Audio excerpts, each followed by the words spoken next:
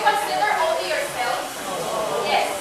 Okay, very good. When you make decisions, you just don't consider yourself. This would make me happy. You also consider the people that you love and the people that you care about. Alright? Now, when you use the lesser of two evils, it means that you choose a choice which hurts the less people you love. Those two bad choices would hurt you. Nevertheless, correct? Yes. Those two bad choices would hurt you no matter what. Now, you just have to consider the people you love and care about so that you can choose the lesser of two evils. Do you follow? Yes. Now, why did I ask this question? This question is very related to our story entitled The Lady or the Tiger. Yes? The protagonist, the main character in this story, she only has two bad choices. It is a lose and lose situation. Whichever choice she makes, she will lose. Alright? Now, going back to our maze. Going back to our maze, our first destination is this one, the keys. Alright? We have the keys. Now, that keys, if you have, I know when you read the story, you have encountered different words that you don't know the meaning of. Now, inside these keys, there are a lot of vocabulary words. And now, once we answer those vocabulary words, we will be able to get these keys, and these keys will be used throughout the maze. Because as you can see earlier, there are a lot of doors. Right? Now, let's start. Who wants to answer the first word? Read the sentence first.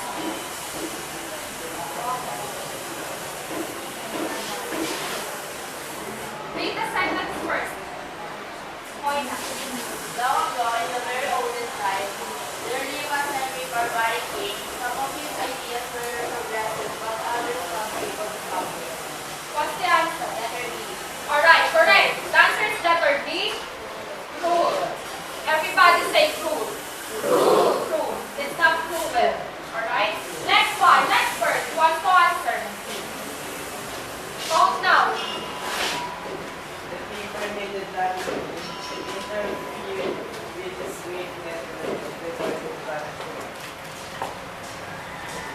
Interfere means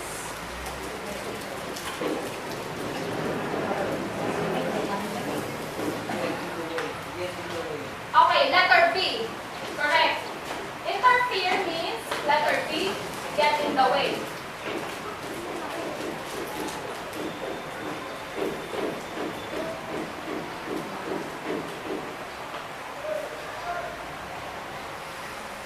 Alright. The answer is letter B, get in the way. Next. Third word. We have,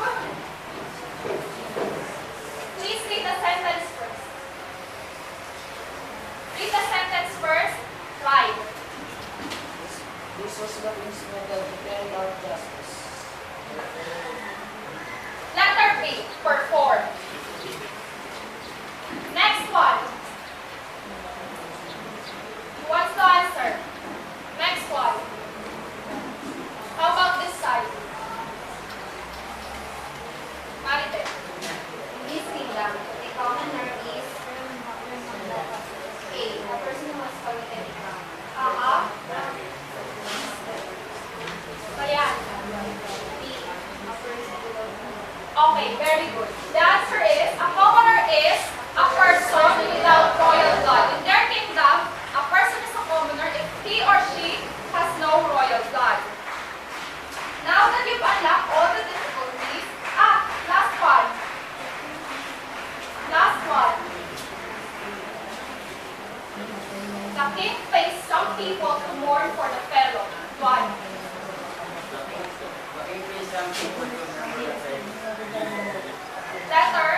Letter B. The answer is B. In their kingdom, the king pays some people to grieve for the fellow. Now that you've already gathered all the keys throughout the door, let's start with our maze. First door. In there is a question. Who are the main characters in the story? Main characters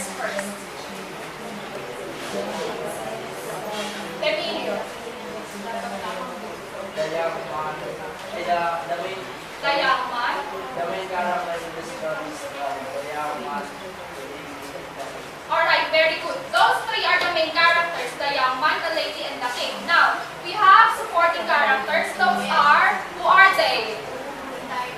First one, romance. Other one? Yes. The tiger and the lady inside the door. They may not have been present in the story per se, but they are involved in the story. They are mentioned in the story. So we have main characters, the king, the princess, and the commoner, and the lady and the tiger.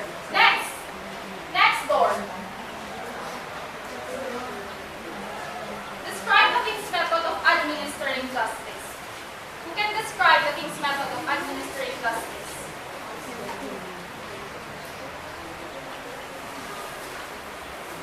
Betes. When the person was accused of crime, these future will be judged in the public. Alright. In their kingdom, do they have lawyers? No. Do they have Supreme Court of Justice? No. They just have an arena and two doors. So your innocence, if you are accused of a crime, your innocence will be proven only by, starts with the letter C.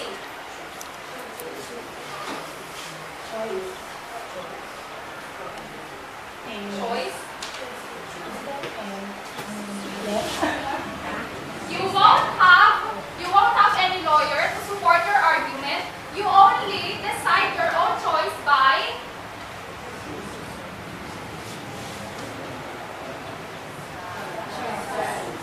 Magat. Magat. Alright, very good. Chance. You only decide your destiny, or they only know if you are innocent or not by chance, because you will never know what will come out the door, the lady or the tiger. Do you follow? Yes. Are we clear? Yes. Next door.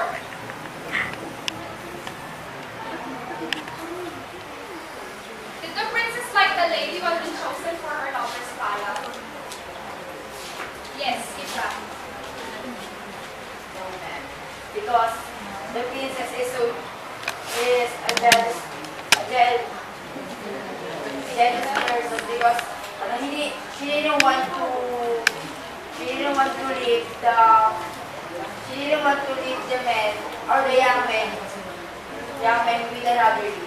Alright, very good. That's exactly the answer.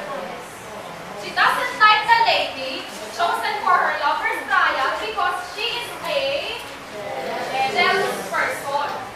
Now, in that text, there is a passage that proves that the princess really doesn't like the lady. Who can read that for me?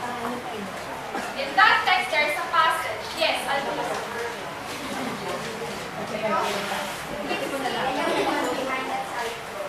She hated her with all the intensity of her blood passed through her. Her comrades and her woman. Alright.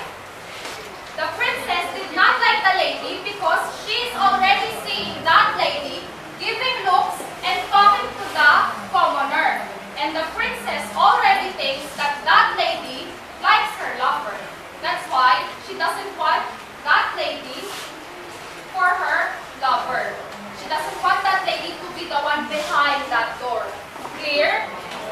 Next door. Why did the princess have difficulty deciding which door to indicate to her lover? Let's answer this first question first, the first part. Why did she have difficulty?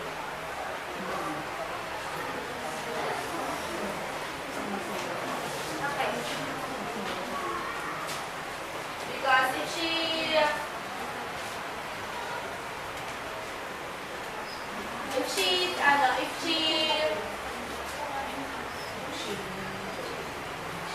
Wants to help. Thoughts? Because if she choose one of the doors or either of the doors, she will lose. Alright. Either way, either of the two doors that she would choose, she would lose her lover. Right? That's why she's very conflicted.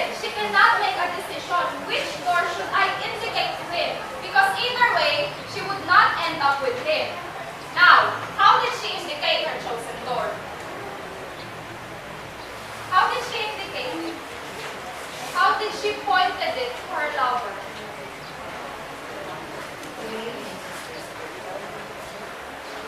Yes. Alright. She made a short, quick movement to what direction? Right. To the right. She made a short, quick movement to the right. Now, short, quick movement, does that mean she did it obviously? No. She did it only for her lover to see and not anyone else. Alright? Now, if she made a quick gesture to the right, why did nobody else saw it aside from her lover? Yes. Because the other person, they didn't notice the princess because they only focused in the young one. Alright, very good. All eyes in the arena is only in the young man. That's why they do not pay attention to the princess, and when she gesture her hand to the right, nobody saw her, but only her lover. Next door.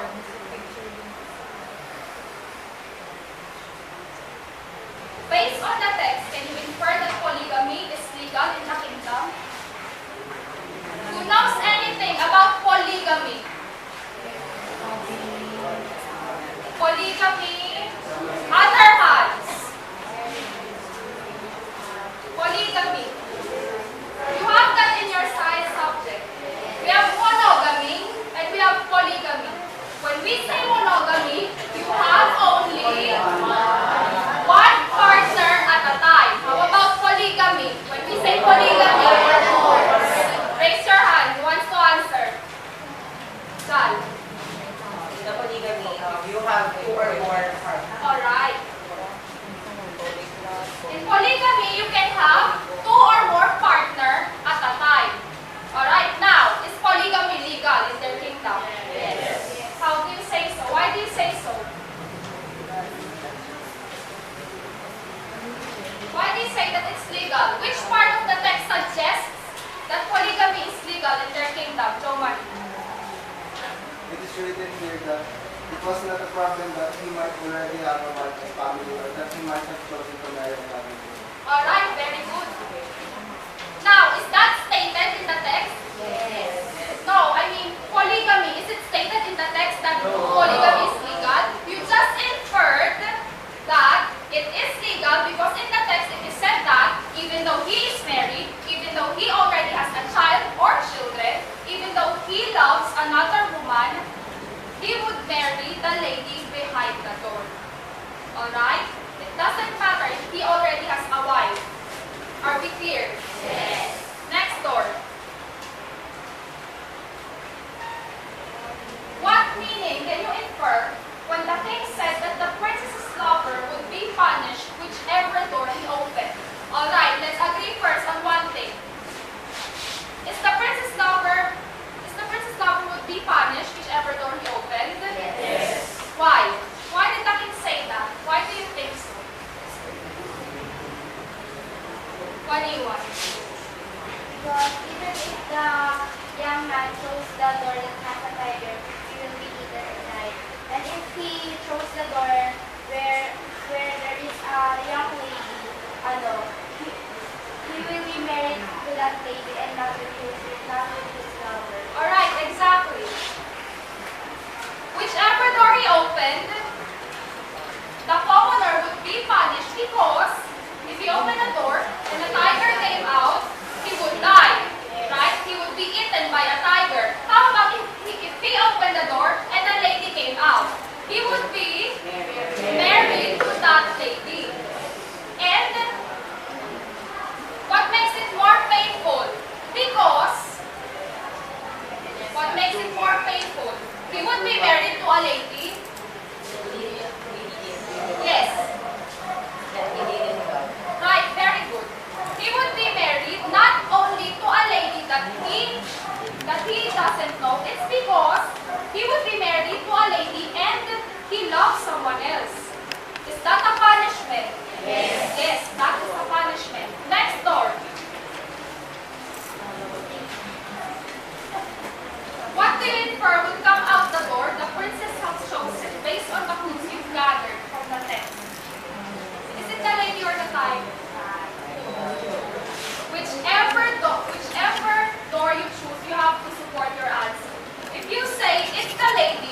Why? You say it's a tiger. Why? Based on the text.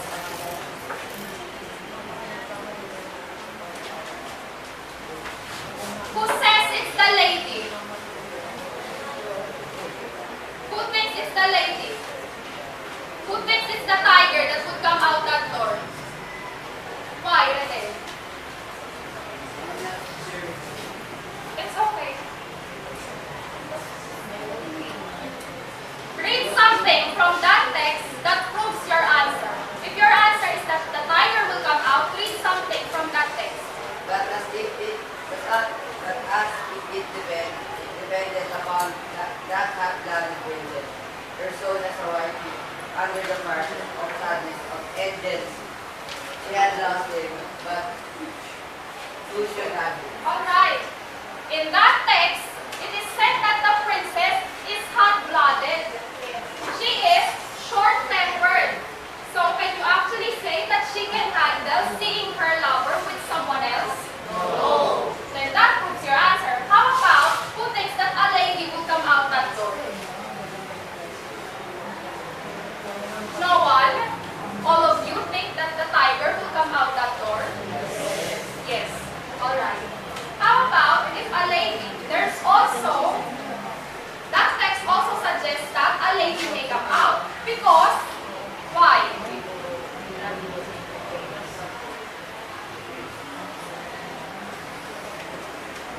All of you think that the tiger will come out. But there's also a chance that a lady would come out that door. Why do you think so? Other hands. Other hands. Why do you think so? It's in the text. I'm not yet asking you to think for yourselves. Joel. It's really here that would it not be better for me to die quickly and go to wait for her in the place of the future? And yet, that tiger goes twice that way. Alright. She is also convicted because she doesn't want her lover to die. Right? Because she knows that the tiger would kill him if she indicated a door and the tiger came out. So there is a possibility that a lady or a tiger will come out that door based on the text. Now, based upon the text and your background knowledge, predict the outcome of the story. On the first question, the earlier question, we just inferred what would come out that door. That's hardly an outcome for the story. We just chose what will come out that door. Now, if ever a lady or a tiger came out that door, what do you think would be the outcome? What will happen? Let's have first, what if a tiger came out that door? What would happen? What would be the outcome? What would be the outcome?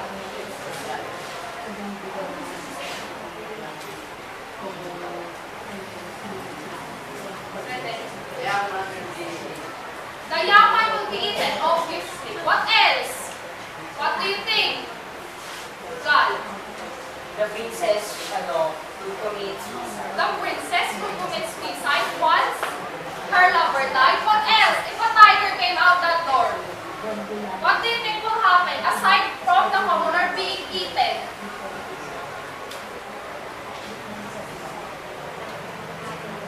Redel only. Early.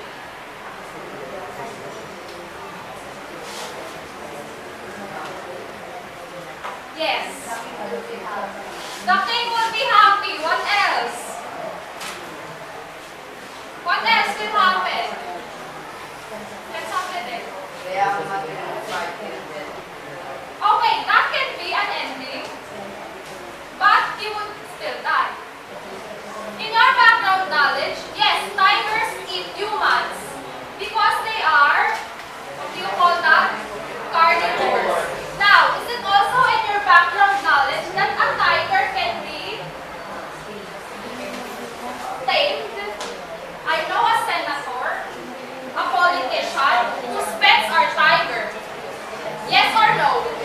Now, is it in your background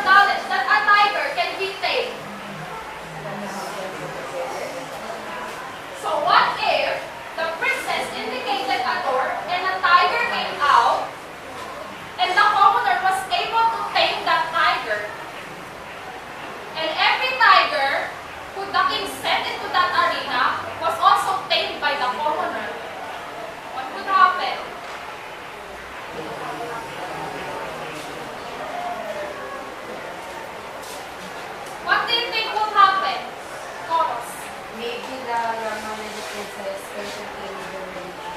Yes, maybe, just maybe, the young man and the princess